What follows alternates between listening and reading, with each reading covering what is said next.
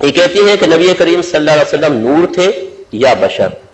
دیکھیں نبی کریم صلی اللہ علیہ وسلم کی یہ حدیث ہے، مصنف عبد الرزاق میں موجود ہے، یہ بہت بڑے عالم ہے اور سیاہ ستہ کے مصنفین میں سے بعض کے استاد بھی ہیں، بہت بڑے.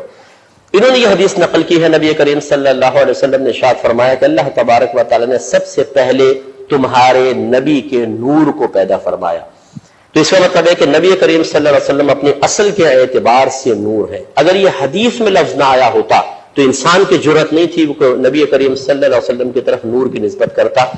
اب وہ نور کیسا تھا اس کی حقیقت کوئی نہیں جانتا ہے، لیکن حدیث کے ظاہر کو بنیاد بنا کر اگر کوئی جملہ کہے کہ نبی کریم صلی اللہ علیہ وسلم اپنی اصل کے اعتبار سے نور ہے، اس میں کوئی انکار نہیں. پھر ہر نبی بشر ہوتا ہے، یاد رکھیں، جو نبی کی بشریت کا انکار کرے وہ کافر ہے. ہر نبی بشر ہوتا ہے، کوئی فرشتہ نبی بن کر نہیں آتا، کوئی جن نہیں، کوئی عورت نبی نہیں ہوئی، مرد ہوئے اور بشر ہوئے. تو اس کا مطلب ہوا کہ ہمارے نبی کریم صلی اللہ علیہ وسلم بشر بھی ہیں اور پھر نور بھی ہے. تو نور اور بشر میں تو ایک دوسرے میں ٹکراؤ ہے، جیسے بلا تمثیل آگ اور پانی میں ٹکراؤ ہے. تو اس کا جواب علماء نے یہی دیا کہ نبی کریم صلی اللہ علیہ وسلم اپنی اصل کے اعتبار سے نور ہے اور وہ نور لباس بشریت میں دنیا میں تشریف لائے ہیں. یہی وجہ ہے کہ بعض جگہ نورانیت کی جلوہ گری ہے، کہیں بشریت کا زور ہے، جیسے شادی کرنا بشری تقاضا ہے، آپ کے دندان مبارکہ کا شہید ہونا بشری تقاضا ہے، کھانا پینا بھوک محسوس ہونا یہ. اور جہاں نورانیت کی جلوہ گری ہے وہاں تمام مبارزات ختم ہو جاتے ہیں. سدرۃ المنتہا پر سرکار پہنچے، جبریل امین ساتھ ہے، سفر معراج ہے. وہ عرض کرتے ہیں یا رسول اللہ صلی اللہ علیہ وسلم ایک قدم بھی آگے بڑھوں گا تو جل کر ہلاک ہو جاؤں گا، کیونکہ اس کے آگے کوئی نہیں جا سکتا. نبی کریم صلی اللہ علیہ وسلم نے جواب میں یہ نہیں فرمایا کہ جبرائیل آپ تو نوری مخلوق ہیں، فرشتے نوری مخلوق ہیں، متفقن علیہ، کسی کا انکار نہیں، جب آپ جل جائیں گے تو بشر تو بدرجہ والا جلے گا. لیکن نہیں، بلکہ میرے آقا صلی اللہ علیہ وسلم نے پوچھا ہے جبرائیل اگر کوئی حاجت ہو تو ہمیں بتائیں، ہم اللہ تعالیٰ کی بارگاہ میں پیش کر دیں گے. جبریل امین نیچے رہ گئے اور سرکار آگے بڑھتے چلے گئے. اگر آپ صرف بشر ہوتے، نورانیت حقیقت آپ کی حقیقت میں داخل نہ ہوتی تو آپ جل جاتے. اور پھر کمال مصطفیٰ صلی اللہ علیہ وسلم دیکھیے کہ جسم اقدس تو چلے پھر بالکل ذات ہی ہے، جو پہنا ہوا لباس ہے اس کا ایک دھاگا بھی نہیں جلا. اس کا مطلب یہ ہوا کہ جو اچھوں کی صحبت میں رہتا ہے، جب اچھے کو اللہ تبارک و تعالی عذابات سے اور مختلف قسم کی مصیبتوں سے دور رکھتا ہے تو جو ان کی صحبت میں رہتا ہے وہ بھی تمام چیزوں سے آزاد ہو جاتا ہے. ان باتوں پہ غور کریں تو انشاءاللہ چیز سمجھ میں آ جائے گی. جی شیخ. السلام علیکم ورحمۃ اللہ وبرکاتہ. الحمد للہ الذی جعل الاسانید برامج للمتون لتعلم والصلاة والسلام علی من قال لا تطرونی کما اطرت النصارى عیسی ابن مریم. اما بعد رب اشرح لی صدری ویسر لی امری واحلل عقدۃ من لسانی یفقهوا قولی. برادران اسلام، ہمارے نبی محمد صلی اللہ علیہ وسلم اللہ رب العزت کے سب سے اشرف بندے ہیں. آپ کے فضائل و خصائص اور شمائل اتنی کثرت سے ہیں کہ علماء کرام نے اس کے لیے مستقل طور پر بہت ساری کتابیں لکھی. ان کتابوں کے اندر آپ کے خصائص و فضائل کو بیان کیا. ایسے ہی محدثین اعظام نے کتب ستہ وغیرہ میں بھی نبی صلی اللہ علیہ وسلم کے خصائص و فضائل کو بیان کیا. ان میں سے ایک اہم خصوصیت یہ ہے یا بعض خصوصیات یہ ہیں کہ نبی صلی اللہ علیہ وسلم سب سے افضل بشر ہیں، سید ولد آدم ہیں. آپ خاتم الانبیاء ہیں اور آپ کی رسالت تمام دنیا والوں کے لیے تا قیامت ہے، اور قیامت کے دن آپ ہی کے لیے مقام محمود ہے اور شفاعت کبریٰ کا شرف بھی آپ ہی کو حاصل ہوگا. یہ سارے اہم فضائل و خصائص آپ کے لیے ہیں.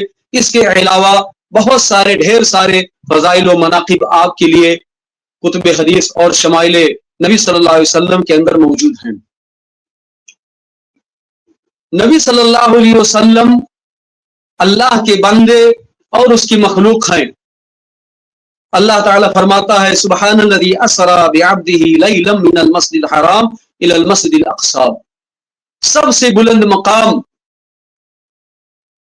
جو اللہ نے آپ کو عطا کیا وہ اسراء کی رات تھی، اسراء و معراج کی رات، کہ آپ کو پہلے بیت المقدس لے جایا گیا، پھر وہاں سے آپ کا معراج ہوا اور آپ 7वें आसमान के ऊपर तक पहुंचे और फिर वहां भी अल्लाह ताला ने आपको इसी लफ्ज के साथ मुखातब किया कि आप सुबहानल्लज़ी असरा बिअब्दिही, हर ऐब और नक्स से पाक है वो जात जिसने अपने बंदे को रातों रात पहुंचा दिया मस्जिद हराम से मस्जिद अक्सा तक।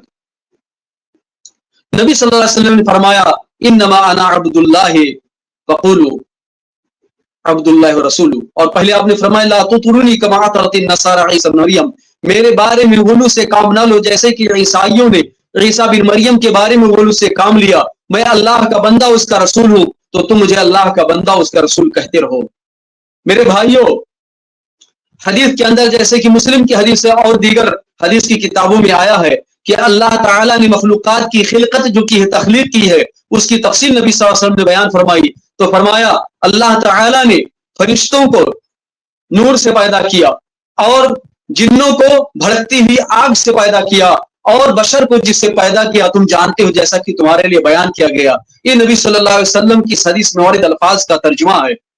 तो अल्लाह ताला ने अपने अहम मखलूकात जो ज़वील उक़ूल असहाबुल उक़ूल है, 3 फरिश्ते, बशर और जिन, उनकी तख्लीक के असर इस हदीस के अंदर बयान फरमा दी है। मेरे भाइयों, क्या बशरियत हकारत की दलील है? हरगिज़ नहीं। बशरियत किसी का बशर होना या सिर्फ बशर होना, बशर के अलावा कुछ और ना होना, हकारत की दलील नहीं है। आदम अलैहिस्सलाम मिट्टी से बनाए गए और अल्लाह ताला ने उनको अपने हाथों से बनाया और हाथों से बनाकर फिर उनको मसजूद मलाइका बनाया और उन्हीं के जरिए अंबिया और रसूल का सिलसिला जारी किया। और नबी सल्लल्लाहु अलैहि वसल्लम फरमाया कुल्लुकुम मिन आदम व आदम तुराब, तुम सब के सब आदम से हो और आदम की असल ये है कि वो मिट्टी से बनाए गए। जिसने सबसे पहले बशरियत को हकीर जाना वो इब्लिस है। जब उसको सजदे का हुक्म मिला तो उसने सरे तस्लीम को खम नहीं किया, बल्कि जब अल्लाह ने इसका सबब पूछा तो कहने लगा कि मिट्टी तो मुझसे हकीर है। इस वाक़े को अल्लाह रब्बुल इज्जत ने कुरान में कई जगह जिक्र किया है, सूरह साद के अंदर और सूरह हिज्र के अंदर, और ऐसे ही सूरह आराफ के अंदर इस चीज का जिक्र किया है।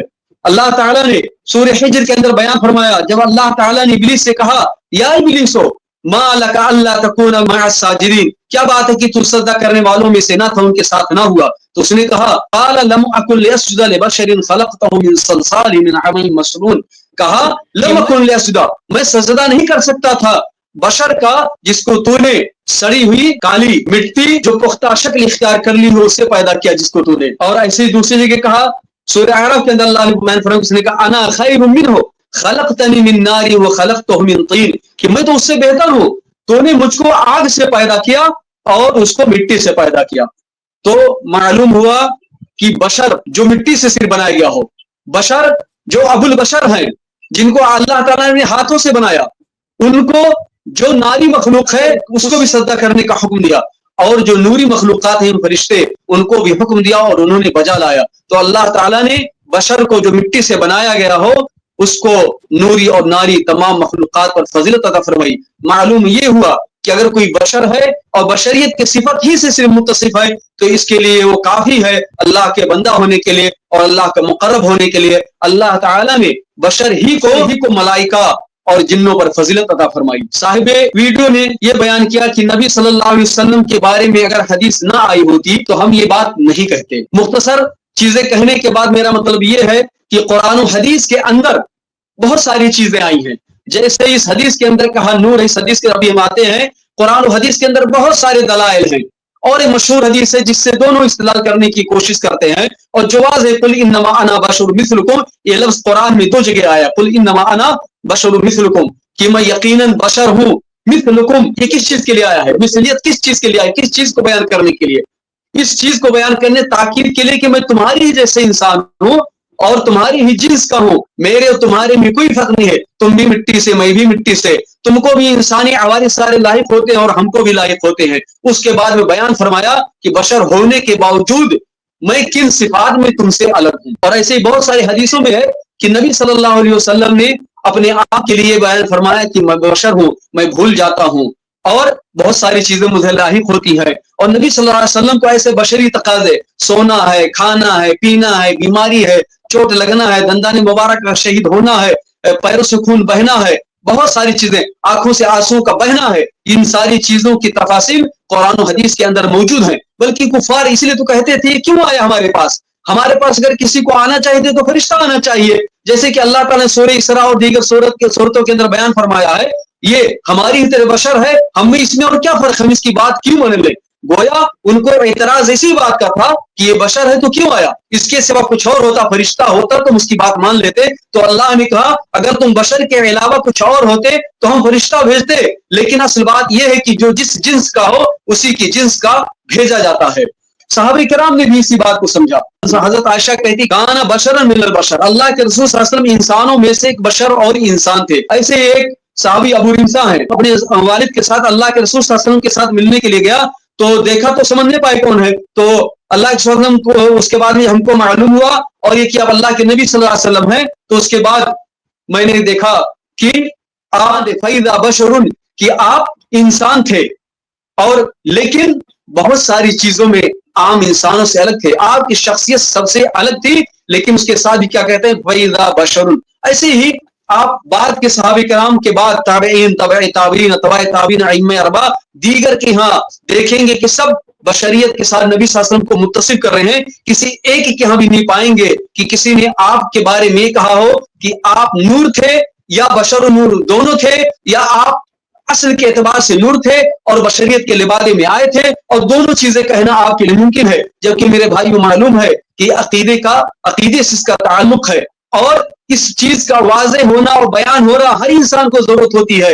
نبی صلی اللہ علیہ وسلم کے زمانے میں صحابہ کرام کو بھی، آپ کے بعد کے تمام لوگوں کو بھی، لیکن نہ نبی صلی اللہ علیہ وسلم کے زمانے میں صحابہ کرام نے اس بات کو سمجھا، نہ آپ کے بعد دیگر ائمہ اربعہ نے اور دیگر سلف نے اس بات کو سمجھا، نہ بیان کیا. عقیدے کی کتاب میں عقیدہ طحاویہ جس کو امام ابو جعفر طحاوی نے لکھی ہے، جن کا انتقال شاید 421 ہجری میں ہوا ہے، اور یہ فقہ حنفی، انہوں نے کہا میں امام ابو حنیفہ صاحبین کے عقیدے کے مطابق لکھ رہا ہوں. اس کتاب میں ایسی کوئی چیز آپ کو نہیں ملے گی. امام ابو حنیفہ کی طرف جو منسوب کتاب فقہ اکبر یا فقہ اوسط اور کتابیں ہیں، ان کے اندر یا جو متقدمین ائمہ حنفیہ ہیں ان کے یہاں، ان میں سے کسی کے ہاں بھی آپ ایسی کوئی چیز نہیں پائیں گے. تو یہ مسئلہ آتا ہے کہ یہ کہا جاتا ہے کہ ہم یہ بات کہتے ہیں دلیل کی بنیاد پر. ہم کو معلوم ہو گیا کہ سلف کے ہاں، صحابہ کرام کے ہاں، تابعین کے ہاں، ائمہ اربعہ کے ہاں، دیگر ائمہ کے ہاں ہم کو یہ ساری تفاصیل نہیں ملتی ہیں.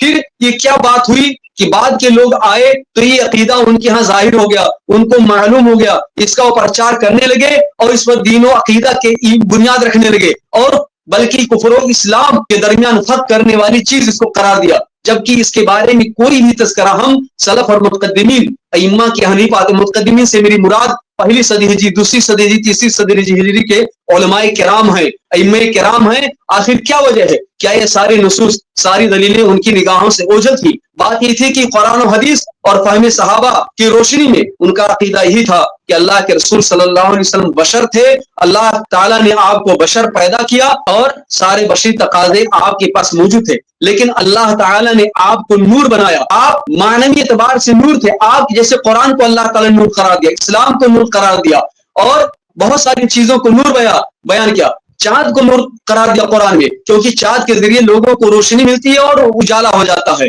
تو اللہ کے رسول صلی اللہ علیہ وسلم کے آنے سے پہلے دنیا میں تاریکی چھائی ہوئی تھی. اللہ کے رسول صلی اللہ علیہ وسلم آئے تو یہ تاریکی چھٹنے لگی. کفر کی تاریکی، ظلم کی تاریکی، بدعات کی تاریکی، جہالت کی تاریکی، ہر طرح کی سرکشی اور معصیت کی تاریکی چھائی ہوئی تھی، وہ سب کی سب ختم ہو گئی اور ہر طرف رشد و ہدایت کا نور اور روشنی پھیلنے لگی اور سارے لوگ دائر اسلام میں داخل ہونے لگے. اس میں کوئی شک نہیں کہ اللہ کے رسول صلی اللہ علیہ وسلم مینار ہدایت تھے اور مینار رشد تھے، اور اللہ تعالیٰ نے آپ کو نور اور سراج منیر بنایا، جس کے ذریعے لوگوں کو ہدایت دی اور اسلام کی روشنی اور اسلام کی معنوی روشنی جو ہے سب تک پہنچ گئی. اس لیے آپ معنوی نور تھے. لیکن ہم کو کہیں بات نہیں ملتی ہے سلف کے یہاں کہ کوئی کہتا ہو اس بات کو، یہ بات کہتا ہو کہ آپ نور تھے، بلکہ یہ آپ پائیں گے زیادہ کہ آپ نور و ہدایت لے کے آئے، یا اللہ تعالیٰ نے آپ کو نور بنایا تھا اور آپ کے ذریعے لوگوں کی ہدایت کا بندوبست فرمایا. کسی کے ہم نہیں پائیں گے سلف کے ہاں کہ کوئی ایسی بات کہتا ہو کہ کفر اسلام کا مسئلہ ہے، جو اس بات کا اعتقاد نہ رکھے وہ کافر ہے، یا جو یہ اعتقاد نہ رکھے کہ کفر بشر اور نور دونوں کا جو اعتقاد نہ رکھے وہ کافر ہے. حدیث عبد الرزاق کی جو پیش کی گئی اور یہ دکھلانے کی کوشش کی گئی کہ ہم دلائل کے ساتھ چلتے ہیں. آخر یہ سارے دلائل اور جو موجود ان کا تذکرہ کیوں نہیں کیا گیا؟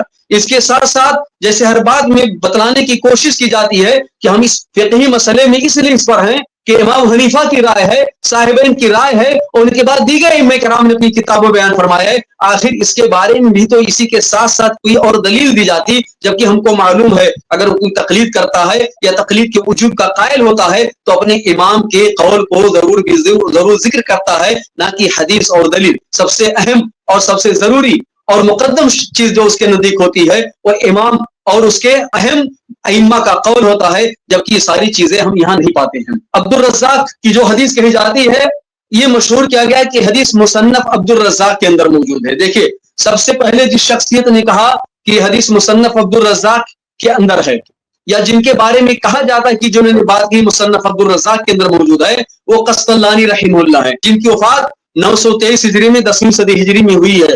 اور جو مواہب اللدنیہ اور ایسے ہی صحیح بخاری کی شرح کے شارح بھی ہیں، الکواکب الدراری ان کی کتاب ہے، بہت مشہور کتاب صحیح بخاری کی شرح میں ہے. امام قسطلانی نے جو مواہب اللدنیہ میں کہا ہے، انہوں نے یہ نہیں کہا ہے کہ حدیث مصنف عبد الرزاق میں ہے. پہلی بات تو ہے انہوں نے کہا عبد الرزاق نے روایت کیا ہے. دوسری بات انہوں نے یہ نہیں کہا ہے کہ عبد الرزاق نے اپنی مصنف میں روایت کیا ہے. تو پہلی بات یہ کون عبد الرزاق ہے؟ اگر وہی مشہور ہیں تو بھی، لیکن انہوں نے امام قسطلانی نے بات نہیں کی، اور ان کی طرف منسوب کر کے بات ہمیشہ کہی جاتی ہے کہ سب سے پہلے ہم کو 9ویں صدی ہجری تک کسی بھی عالم کے بات نہیں ملتی ہے کوئی کہتا ہو عبد الرزاق صنعانی نے اس روایت کو اپنی کتاب مصنف یا کسی اور کتاب کے اندر روایت کیا ہے. سب سے پہلے یہ شخصیت ہیں، اور انہوں نے جو یہ روایت ذکر کی ہے عبد الرزاق کی طرف منسوب کر کے، یہ بلا سند ہے، پوری سند مذکور نہیں ہے، پوری سند مذکور نہیں ہے. تو مواہب اللدنیہ کے اندر موجود اس سند کی بنیاد پر کوئی چیز نہیں کہی جا سکتی. جبکہ آج کے ائمہ اور پہلے کے ائمہ نے، خود امام سیوطی نے بیان فرمایا ہے، ابن تیمیہ سے اخذ کرتے ان کی بات پر اعتماد کرتے ہوئے، اور خود اپنی بات، اور کہ یہ حدیث موضوع ہے، اس کی کوئی اصل نہیں، یعنی اس کی کوئی سند نہیں جس پر اعتماد کیا جا سکے. اور آج کے محققین نے یہ بات کہی ہے. دوسری بات، مصنف عبد الرزاق جو مطبوع ہوا ہندوستان ہی سے، جس کو حبیب الرحمن اعظمی مولوی رحمہ اللہ نے اپنی تحقیق کے ساتھ طبع کیا تھا ہندوستان میں، اس مطبوع نسخہ کے اندر یہ حدیث موجود نہیں ہے. تیسری اہم بات کہ پھر یہ حدیث ہے کہاں ہے کہ نہیں ہے. بعد میں کچھ لوگوں نے کیا کیا، اللہ ان کو ان کے اس کام کا ویسے ہی بدلہ دے جس کو مستحق ہیں. کیوں انہوں ایک جز لکھتے ہیں اور کہتے ہیں کہ یہ وہ جز ہے مفقود ہے جو عبد الرزاق کے اندر، مصنف عبد الرزاق کے اندر موجود نہیں ہے، اور جس کی طرف اب حبیب الرحمن اعظمی نے اشارہ کیا تھا کہ میں اس نسخے کو بعض چیزیں میں پا نہیں سکا شروع سے اور بیچ میں کہیں. تو ساری چیزوں کو بعض لوگوں نے جمع کیا، دبئی سے شائع کیا، اور کہا کہ وہ جو چیزیں نہیں تھیں اس کا یہ جز ہے، ایک ساتھ جمع کر کے. اور اس کے اندر بہت ساری چیزیں ہیں جو رکاکت موجود ہے، اور بہت ساری چیزیں موجود ہیں. ایک لمبی گفتگو خود یہ حدیث جو ہے مصنف عبد الرزاق کا جو جز لے کر کے شائع گیا، اور اس کے علاوہ، اس حدیث کے علاوہ بہت ساری چیز اس کے اندر موجود ہیں. اس جز کے اندر جس کے بارے میں دعویٰ کیا گیا کہ مصنف عبد الرزاق کا مفقود اور غائب جز ہے، حصہ ہے، اس کے اندر جو یہ کہ نبی صلی اللہ علیہ وسلم، حضرت جابر کہتے ہیں تمہارے نبی سب کا نور سب سے پہلے پیدا کیا اللہ تعالیٰ نے، اور آگے ہے، بہت لمبی حدیث ہے، کئی صفحات میں ہے. یہ جو لفظ اس جز کے اندر موجود ہے جو مصنف عبد الرزاق کی طرف منسوب کیا گیا اس متن کے اندر، اور جو مواہب اللدنیہ میں قسطلانی نے ذکر کیا ہے، دونوں کے اندر بہت زیادہ فرق ہے، دونوں کے اندر بہت زیادہ فرق ہے. اس کے علاوہ یہ جو جز منسوب کیا گیا ہے، یہ کہا گیا کہ بغداد میں بہت پہلے 7ویں صدی ہجری میں لکھا گیا. اہل تحقیق جب غور کریں گے تو پائیں گے اس کے اندر جو کلمات ہیں، جو مصطلحات ہیں، جو لکھاوٹ اور خط کا انداز ہے، یہ خط عربی نہیں ہے، بغدادی نہیں ہے، بلکہ یہ خط ہندی ہے. اس کے اندر جو مصطلحات استعمال ہوئے ہیں وہ ہندوستانی ہے، جو اس بات کے غماز ہیں کہ یہ جعل سازی ہے، اور اس کے اندر جو چیزیں بیان کی گئی وہ نہیں ہے. اور بالخصوص یہ حدیث مواہب اللدنیہ کے اندر جو الفاظ ہیں اور اس مفقود جز جس کو مصنف عبد الرزاق کی طرف منسوب کیا گیا، دونوں کے درمیان بہت فرق ہے. اس کے علاوہ جب اس متن کے بارے میں غور کرتے ہیں تو بہت ساری چیزیں آتی ہیں. اگر پوری چیز بیان کر دی جائے تو خود دیکھنے والا سمجھ جائے گا کہ یہ چیز اسلام کے مقاصد، اسلام کے مبادیات، اسلام کے اصولوں اور معلوم بنیادوں کے خلاف ہے. اور یہ اس حدیث کے نکارت مغضوب علی النبی صلی اللہ علیہ وسلم ہونے کی بہت بڑی دلیل ہے. اس کے اندر بعد میں آتا ہے کہ اللہ تعالیٰ نے اپنے نور سے نبی صلی اللہ علیہ وسلم کو پیدا کیا، اپنی نور سے پیدا کیا. سب سے پہلے اللہ کے رسول کے نور کو پیدا کیا، آپ کے نور کو اپنے نور سے پیدا کیا، پھر اس نور کو 4 حصوں میں تقسیم کیا اور اس چاروں حصے سے الگ الگ چیزوں کو پیدا کیا، اور چوتھا حصہ تھا جو سے بہت ساری چیزوں کو پیدا کیا. وہ ہے کہ ساری کائنات کی تخلیق تفصیل کے ساتھ بتلائی گئی کہ نبی صلی اللہ علیہ وسلم کے نور سے پیدا کی. اس کا مطلب یہ ہوا کہ نبی صلی اللہ علیہ وسلم اللہ تعالیٰ کا حصہ ہے، ساری مخلوقات اللہ تعالیٰ کا حصہ ہے، سب کے اندر الوہیت و ربوبیت معاذ اللہ تعالیٰ کی خاصیت پائی جانی لازم ہے، کیونکہ سب اللہ کے نور سے پیدا کی گئے. اللہ کے رسول اللہ کے نور سے اور بقیہ چیزیں نبی صلی اللہ علیہ وسلم کے نور سے پیدا کی گئی. اور جب آپ تحقیق کریں گے تو پائیں گے کہ اہل اسلام کا عقیدہ نہیں ہے، بلکہ یہ بت پرست لوگوں کا، مشرکین کا عقیدہ ہے، جو ان کی کتابوں میں آج میں موجود ہے. پڑھنے والا اس طرح کی چیزوں کو دیکھ لیتا ہے کہ خالق نے پہلے کسی اور مخلوق کو پیدا کیا، پھر اس مخلوق کے ذریعے ساری مخلوقات، آسمان و زمین اور مختلف کائنات، ساری کائنات کو بنایا. تو یہ چیز ہے. اور اس کے علاوہ یہ لازم آتا ہے کہ نبی صلی اللہ علیہ وسلم الہی صفات سے متصف ہوں اور ساری مخلوقات اسی کے ساتھ الہی صفات سے متصف ہو. صرف نبی صلی اللہ علیہ وسلم نہیں بلکہ ساری کی ساری مخلوقات الہی صفات سے متصف ہوں اور سب کے سب اللہ تعالیٰ کا جز ہوں. جو صراحت کے ساتھ کفر ہے، صریح کفر ہے، کیونکہ اللہ تعالیٰ نے عیسائیوں کے کفر کو واضح کیا قرآن کے اندر، جب انہوں نے صرف یہ کہا کہ عیسیٰ علیہ الصلوۃ والسلام اللہ تعالیٰ ہی حقیقت نہیں، کیونکہ ان کا عقیدہ تھا کہ وہ بشر تو ہیں، ناسوتی ہیں، مریم کے بطن سے چونکہ پیدا ہوئے ہیں، لیکن ان کے اندر اللہ کی صفات آگے ہیں. اس لیے بعض نے کہا کہ وہ اللہ ہی ہے اور بعض نے کہا وہ 3 کے تیسرے ہیں. لقد کفر الذین قالوا ان اللہ هو المسیح ابن مریم. اور دوسری جگہ اللہ تعالیٰ نے فرمایا لقد کفر الذین قالوا ان اللہ هو ثالث ثلاثہ. یقیناً بلا شک و شبہ ان لوگ کافر ہو گئے جنہوں نے کہا اللہ تعالیٰ مسیح ابن مریم ہی ہے. اور ایسے ہی اللہ نے دوسری جگہ فرمایا، اس آیت کا ترجمہ ہے کہ وہ لوگ کافر ہو گئے جنہوں نے کہا کہ عیسیٰ مسیح ابن مریم 3 کے تیسرے ہیں. تو اگر کوئی ایک انسان کو مانے کہ وہ اللہ کا جز ہے، اللہ کا حصہ ہے، اس کے اندر بشریت کے ساتھ ناسوتی اور انسانی صفات ہیں، لاہوتی صفات بھی ہیں اور انسانی صفات بھی، ناسوتی صفات بھی، اگر وہ کافر ہے تو جو ساری مخلوقات کو، ایک ایک مخلوق کو، سارے بشر، آدم اور ان کی اولاد کو یہ قرار دے، بلکہ ساری کائنات کو یہ قرار دے کہ وہ اللہ تعالیٰ کے نور سے بنائے گئے ہیں، تو اس کے کفر کے بارے میں ہم کیا کہیں گے؟ اس کے بعد میں جو چیز بیان کی گئی کہ اللہ کے رسول صلی اللہ علیہ وسلم یہ بھی تھے، جو چیز بیان کی گئی، جس پر جب بنیاد تھا، جس بنیاد پر آشیانہ تھا، جن پتوں پر جو پتے بکھر گئے، تو آشیانہ کی پھر کیا حقیقت ہے؟ اس حدیث کی کوئی حقیقت نہیں ہے. اہم تحقیق کے اندر یہ حدیث موضوع ہے، باطل ہے اور نبی صلی اللہ علیہ وسلم کی طرف ظلم و زورن یہ منسوب ہے اور یہ بہتان بھی ہے، الزام بھی ہے امام عبدالرزاق صنعانی رحمہ اللہ پر بھی. تو پھر اس حدیث کی کوئی حیثیت نہیں، یعنی یہ حدیث رسول ہے ہی نہیں میرے بھائیوں. کہنے کا مطلب یہ ہے کہ حدیث رسول ہے ہی نہیں.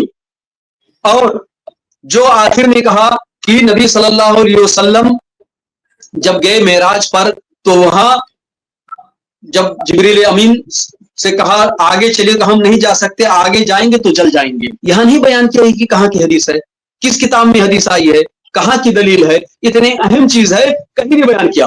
اور اس کے بطلان میں، یا اگر کبھی چیزیں دیکھیں صحیح ہوتی ہیں، اس کے اندر کچھ مرچ مسالہ لگا دیا جاتا ہے، جس کی وجہ سے اگر صحیح حدیث بھی اور صحیح دلیل بھی ہو تو بات کسی اور طرف بدل جاتی ہے، ڈیورٹ ہو جاتی ہے، جس کی وجہ سے مسئلہ مکمل بدل جاتا ہے. کیا ہم کو معلوم نہیں ہے کہ حملۃ العرش، جو عرش کو اٹھانے والے فرشتے وہ کہاں ہیں؟ 7 آسمان کے اوپر ہے، نیچے ہیں. عرش جو ہے کرسی کے اوپر بھی سب سے اوپر کی مخلوق ہے اور اس کو اٹھانے والے فرشتے وہ حملۃ العرش ہیں. بعد نے ان کو اوابین بھی کہا ہے اور بعض نے کچھ اور کا کہا. حملۃ العرش کے علاوہ ان کے پاس اور فرشتے ہیں جن کو اوابین سے تعبیر کیا علماء کرام نے. میرے علم کے حد تک کوئی صحیح حدیث اس کے بارے میں، اوابین کے بارے میں، لیکن بعض علماء کرام ان کو اوابین کہتے ہیں کہ اوابین فرشتے ہیں.